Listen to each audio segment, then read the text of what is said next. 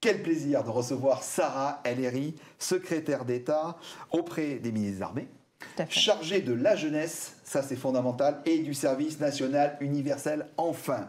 Alors tu es née en France, à Romorantin, mais tu as grandi au Maroc. Tout à fait. Donc c'est une double culture. C'est la richesse de deux cultures qui effectivement s'entrelacent, se complètent et font que je suis en fait comme personne. Je suis ravi que tu sois avec nous. L'engagement, comme disent les Américains, le commitment, c'est très important. Et pour toi, s'engager, c'est quoi? S'engager, c'est prendre conscience de son pouvoir d'agir. S'engager, c'est avoir conscience de soi et c'est grandir dans le regard des autres en se rendant utile.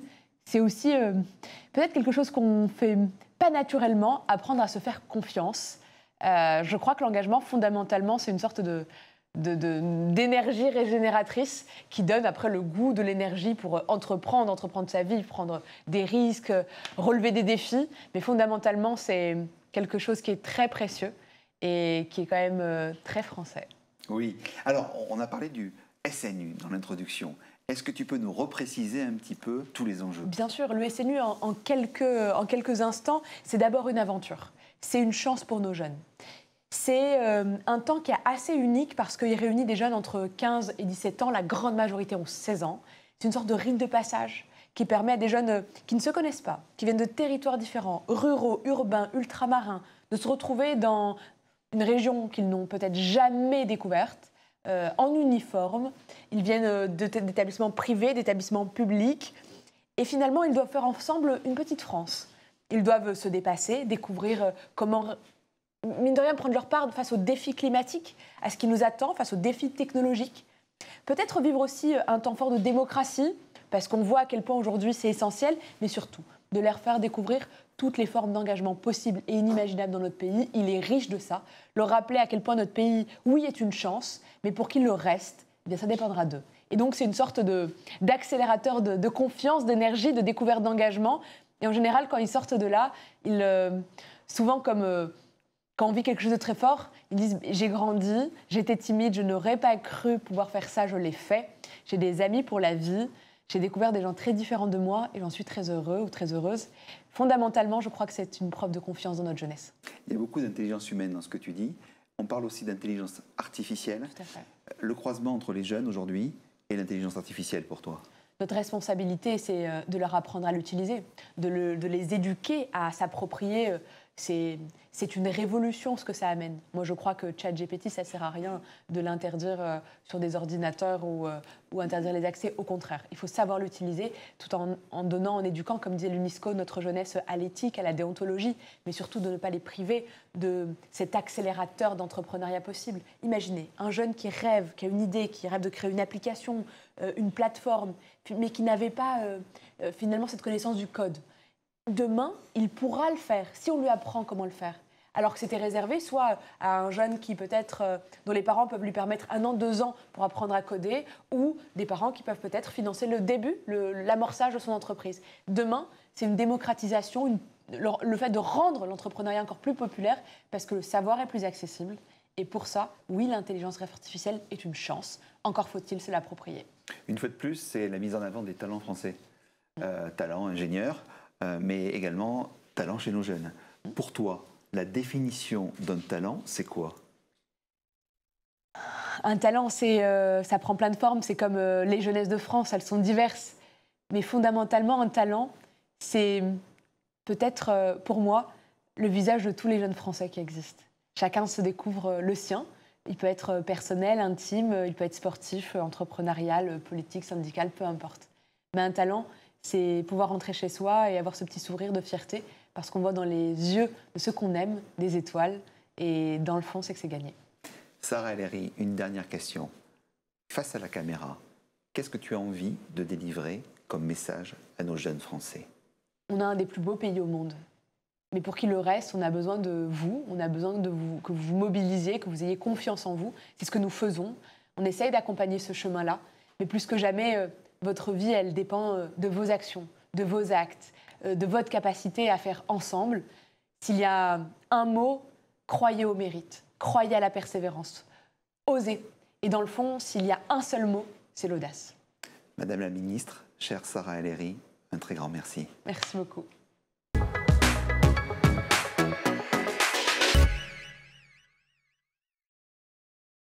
Je suis ravi de recevoir un homme d'exception, Pascal Morand, président exécutif de la Fédération de la haute couture et de la mode. Bonjour mon cher Pascal. Bonjour. Bonjour. L'excellence à la française, les choses très bien faites. Je t'ai toujours connu comme ça. À l'ESCP quand tu le dirigeais, l'excellence pour les jeunes, la transmission pour les jeunes. Aujourd'hui, tu le fais pour la mode, pour la couture. Comment tu as... Moi j'ai une question, comment tu as atterri? C'est toute une histoire, parce que j'ai fait... D'abord, je n'étais pas dans la mode, ensuite je suis allé dans la mode, j'en suis reparti et j'y suis revenu. Mais le point de départ, c'était au moment de la création de l'Institut français de la mode, donc par Pierre Berger, avec la grande application du ministère de l'Industrie et des professionnels. Moi, je n'avais rien à voir avec la mode. Mais je dirigeais des programmes, je dirigeais ce qu'on appelait à l'époque des programmes de troisième cycle, et des programmes internationaux. J'enseignais également à l'ESCP, que j'ai retrouvé plus tard. Et j'ai créé en particulier, dans le cadre de l'ESCP, les masters spécialisés. Enfin, je ne vais pas rentrer dans les aspects trop techniques, enfin c'était ça. Et il se trouve que l'IFM lançait un programme de cette nature aux confins de la création, du management et de la technologie. Donc il cherchait, on va dire, un jeune entrepreneur académique.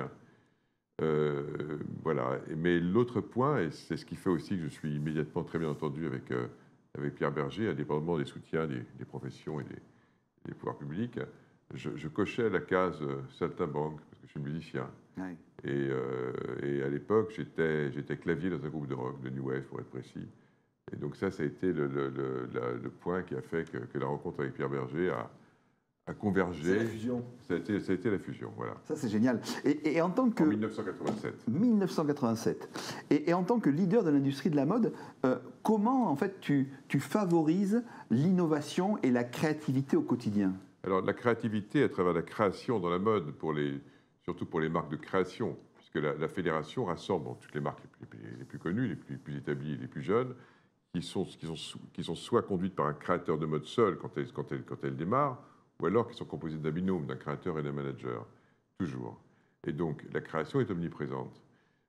Pour autant, ce n'est pas parce qu'il y a une création de nouveaux modèles et de collections extraordinaires que l'innovation est elle-même présente. Donc, l'enjeu, c'est de marier les deux dans un contexte de mutation profonde des modèles économiques. Et ça, c'est omniprésent. Disons que les groupes et les grandes marques donc, ont tous les moyens de faire ça, donc, par elles-mêmes et par eux-mêmes. Mais néanmoins, il y a beaucoup d'échanges, il y a une expertise qu'on développe, et puis il y a toute une osmose et des synergies avec les marques de style intermédiaire, les jeunes marques. Donc l'innovation, créativité, c'est une constante, c'est une culture, c'est des valeurs, bien sûr, et c'est omniprésent dans ce monde de la mode en pleine transformation. Avec ta fédération, comment tu abordes le côté durabilité? Alors, on est extrêmement impliqué dans ces sujets, dont je m'occupe beaucoup personnellement. Dans la fédération, il y a une espèce d'organisation professionnelle qui s'occupe de toute cette facette-là, puis la Paris Fashion Week qu'on organise, et la semaine de l'haute couture qu'on organise également, donc organisateur événementiel. Donc on a une expertise interne et puis des réseaux académiques et d'experts aussi qui gravitent au sein de la fédération. On travaille aussi avec les autres organisations professionnelles, mais de façon très concrète, on développe des outils. Donc par exemple pour la Fashion Week, un outil, on a développé avec PwC, PricewaterhouseCoopers, un outil d'éco-conception des défilés qui marche très bien, qui est largement adopté et qui vaut aussi pour l'aspect, qui intègre aussi toute la dimension physique et la dimension numérique. Et aussi, bien sûr, tous les aspects traçabilité, affichage environnemental, dans lesquels on est très impliqué, ce qui renvoie aussi à des sujets techniques assez complexes, mais absolument essentiels. En France, on est les champions du monde aussi de la mode, de la créativité, etc., de l'excellence à la française. On le dit souvent avec la French Touch que tu portes haut et fort. C'est quoi pour toi la vision d'avenir, ta vision d'avenir du secteur? D'abord, la mode, mode et, je vais revenir à Baudelaire, mode et modernité se conjuguent. Donc la mode, c'est à la fois par le sel de la création, par tout ce qu'elle représente de contemporanéité. C'est vraiment la dimension extraordinaire du présent en liaison avec les autres industries créatives et culturelles, et puis le monde économique et social en général. Nonobstant, évidemment, quand on est centré sur le présent, on peut mésestimer l'avenir. Et tout l'enjeu, c'est de mixer les deux. Et la clé par rapport à ça, c'est de privilégier la qualité, de privilégier la création, le savoir-faire, et les savoir-faire les plus traditionnels en atelier qui sont absolument essentiels, puis aussi les savoir-faire les plus contemporains, notamment digitaux. Donc c'est cette conjugaison et d'être vraiment au mix de tout ça, à cette intersection, plutôt à cette union d'ailleurs, de tous ces facteurs, et avec toujours, si on parle de création, c'est toujours la question de la création, sur la question du style, et tout ça étant lié à des marques qui intègrent de plus en plus, et qui doivent intégrer de plus en plus un impératif écologique de manière extrêmement manifeste et explicite. Tu viens de parler d'un sujet très important qui touche nos jeunes. Oui. C'est le moment de la question nouvelle génération.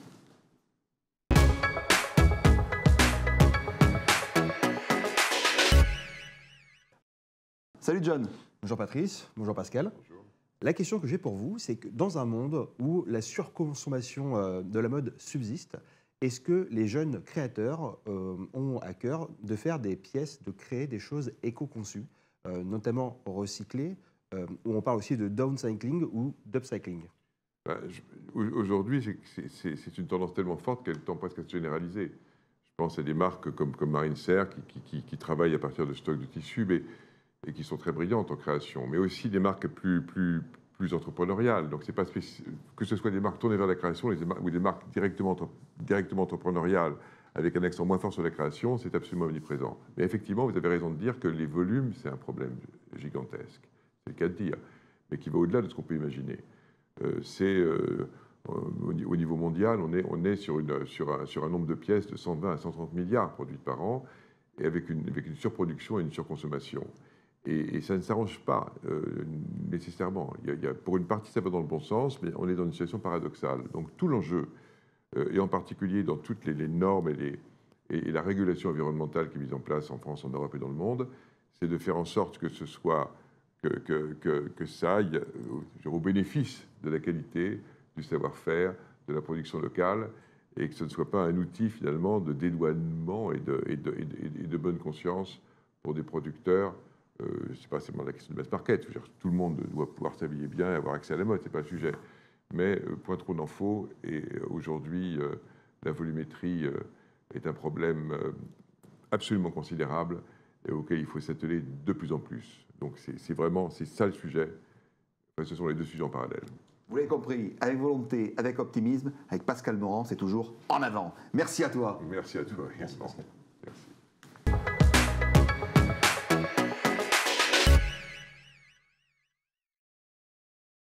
Ravi de recevoir Frédéric Fougera avec nous aujourd'hui, président de Duncan Paris et cofondateur, également associé de Cogiteur. Salut à toi. Salut Patrice. Ça fait vraiment plaisir. Alors ces deux activités, tu peux nous en dire deux mots?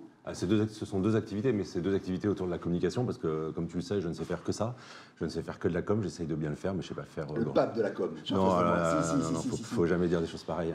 Faut jamais dire des choses pareilles. C'est pas sympa pour les autres. Il y a tellement de gens brillants. Absolument, tu inspires et tu en inspires d'autres. Ok, super. Voilà. Duncan Paris, c'est une agence de communication de crise, image et réputation de personnalités sensibles. Donc c'est vraiment centré sur la personne, le dirigeant. Et Cogiteur, c'est une agence de conseil également, mais plus basée autour de la communication corporate. Et la petite particularité, c'est que c'est un collectif de DIRCOM. Donc ce sont que des anciens DIRCOM qui se sont associés pour venir aider, assister, accompagner d'autres DIRCOM qui ont des besoins particuliers. Avec de la création de valeur. Création de valeur, création de liens, relation, créer de la relation, c'est ta vie ça. Mais c'est ça la communication. La communication, souvent on cherche des définitions un peu compliquées. La communication, c'est créer de la relation. Et quand on crée de la relation, on crée des liens, on crée de la valeur, on crée du business, on crée de l'image. Là, c'est de la création autour de la relation. Est-ce que tu es actif également sur les réseaux sociaux et tes abonnés te remercient quasiment tous les jours d'être, je te le disais tout à l'heure, celui qui est inspirant. Et donc, j'ai envie de te dire, c'est quoi ton secret ? Alors, je ne sais pas si j'ai un secret. En fait, en tout cas, c'est peut-être mon attitude. Je ne cherche pas à être quelqu'un d'autre. Je cherche à être authentique. Je ne cherche pas à être sympathique. je cherche à partager, je ne cherche pas à épater, et je parle simplement.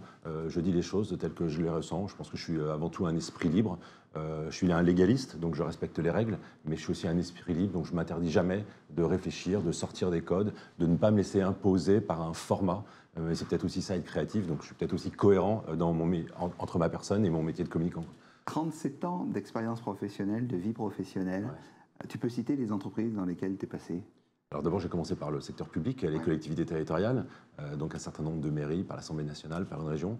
Et puis les entreprises, si je n'en oublie aucune, certaines ont été rachetées, les marques ont disparu, mais j'ai commencé par le groupe Vedior, qui aujourd'hui est Randstad. Puis je suis allé dans le pétrole chez Géoservice, puis je suis allé dans la recherche et développement chez Altran, devenu Capgemini. Puis j'ai basculé dans la restauration Elior pour finir chez Foncia Emeria dans l'immobilier, et j'ai oublié être passé également par la pharmacie, par un groupe qui existe toujours, qui s'appelle Etipharm. Exactement. Et souvent, tu as suivi d'ailleurs un patron aussi, hein, parce que ça, c'est quelque chose d'important pour toi. Exactement. En fait, pendant 20 ans, à l'exception de la petite année dans la pharmacie, j'ai toujours travaillé avec le même président qui m'a emmené dans ses bagages, de la même façon que moi, dans mes bagages. J'ai un certain nombre de collaborateurs qui m'ont suivi jusqu'à aujourd'hui dans mes deux entreprises. Nous sommes associés avec en fait, des anciens collaborateurs. Ça s'appelle la fidélité, tout simplement. Ça s'appelle la fidélité, la loyauté, le clan, l'envie de travailler ensemble, la compétence aussi, parce qu'en fait, c'est que des gens compétents qui aiment travailler ensemble, qui savent travailler ensemble et qui, ensemble, apportent une valeur ajoutée qui serait peut-être moindre si on était chacun des individus qui travaillent dans notre coin. Dans ta vie, il y a eu des moments de bascule. Ouais. Tu peux nous en citer? Il y en a eu deux dans ma vie professionnelle, on est bien d'accord, il y en a eu deux. C'est le passage du public au privé. Ça s'est passé au début des années 2000, pardon. J'étais directeur de cabinet de la communication de la maire de Nogent-sur-Marne. Ça faisait un peu plus de 10-12 ans que je travaillais dans les collectivités territoriales. Il ne faut pas l'oublier non plus, tu es originaire du Val-de-Marne. Hein? Oui, je suis Val-de-Marnais, je suis un banlieusard. Exactement. Et fier de l'être. Ni fier, ni pas fier, mais en tout cas, certainement, j'ai aucune honte, non, aucun problème. J'ai même habité dans le 9-3. Voilà, je le revendique. Il n'y a pas de fierté, mais il n'y a pas de territoire qui serait moins intéressant ou plus intéressant ou moins valorisant. C'est les gens qui sont dans les territoires qui comptent, pas le territoire en lui-même. Et on trouve des choses très bien dans tous les territoires de toute façon. Donc, point de bascule, c'est je travaillais avec une femme qui était maire de Nogent-sur-Marne. J'en étais son directeur de cabinet. Et un jour, son mari, un dimanche, nous étions tous les deux dans l'hôtel de ville. Et un dimanche, son mari est venu en nous disant « Vous êtes vraiment deux cinglés. Si vous mettiez tout votre engagement et toute votre énergie dans le secteur privé, vous gagneriez mieux votre vie et vous seriez plus épanoui. » Alors cette petite musique m'est restée dans la tête. J'ai aucun diplôme. J'avais un emploi fixe. Je n'avais pas envie de me mettre en danger après avoir entendu ça. Sauf qu'au gré des élections, parfois on peut perdre les élections.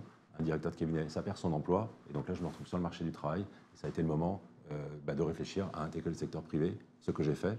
J'y suis resté 20 ans. Au bout de 20 ans, il y a un peu de fatigue, il y a un peu de lassitude. Dans des grands groupes internationaux, il y a énormément de voyages, énormément de stress, énormément de pression financière. J'avais envie de faire ce qui me plaisait le plus, du conseil, de la communication crise. Et c'est pour ça que j'ai choisi de passer de l'annonceur à l'agence. Ce n'est pas le parcours habituel, surtout à 56 ans. Et voilà, et ça fait 1 an que je suis maintenant entrepreneur. Entrepreneur avec des équipes. Pour toi, ça a toujours été important de porter et de positionner tes équipes au cœur du réacteur, j'ai envie de dire. Mais à travers aussi ce qui s'appelle une véritable diversité. Tu peux nous en parler ? Alors d'abord, tu as raison, l'équipe, pour moi, c'est ce qui est le plus important. Mais souvent, l'équipe, on en parle, on intègre l'importance de l'équipe dans le discours. Mais en réalité, on n'en a pas une forte considération. Moi, j'ai toujours eu une forte considération pour l'équipe. La réussite, ce n'est pas un one-man show. Donc peut-être que c'est moi qui incarne parfois l'entreprise dans laquelle je bosse, c'est moi qui incarne mon équipe. Mais c'est parce qu'il y a plein de gens derrière moi, il y a plein de gens qui travaillent. Donc on choisit une personne, en l'occurrence le leader ou le chef, pour être visible. Mais en fait, derrière, il y a beaucoup de travail. Et pendant que moi, je suis ici en train de parler sur un plateau, il y a d'autres gens qui travaillent pour que ça fonctionne. Il y a des talents. Alors justement, la définition des talents, pour toi, c'est quoi ? Mais je veux répondre à ta question sur la diversité. Oui. Elle est hyper importante, parce que souvent, on me demande, mais comment tu fais pour avoir de la diversité dans tes équipes ? Mais là, j'ai un secret, là, j'ai une recette, mais ce secret, il est très simple. Je l'ai décidé. C'est une décision politique d'avoir de la diversité. Ce n'est pas le hasard. Ce n'est pas par hasard qu'une personne d'une autre religion que toi, que d'un autre quartier, d'un autre milieu professionnel, d'une autre origine, vienne frapper à ta porte. Non, c'est parce que tu l'as décidé, parce que tu montres que c'est possible, parce que tu vas les chercher. Avoir un travailleur handicapé dans ces équipes, ce n'est pas simple. Il faut aller les chercher. Ils ne viennent pas tout seuls. Ils ne pensent même pas qu'ils peuvent venir dans ton équipe. Donc cette diversité, c'est une question de décision politique. Ça, c'est hyper important. Et donc, c'est des talents. Alors, je ne sais pas si ce sont toujours des talents, parce qu'on parle de talent, évidemment, là, on est bien placé pour parler de talent. Mais souvent, les entreprises disent rechercher des talents, puis ensuite, elles gèrent des compétences.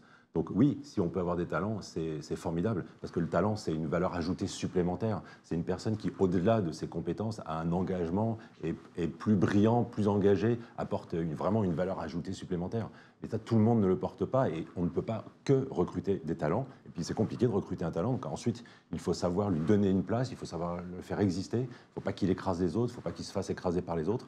Mais effectivement, quand on peut avoir des talents, ben, on est encore meilleur. Mais je suis certain que dans mon équipe, il y a beaucoup de talents. Bon, c'est le moment, c'est l'instant. C'est l'instant de cette nouvelle génération avec une question.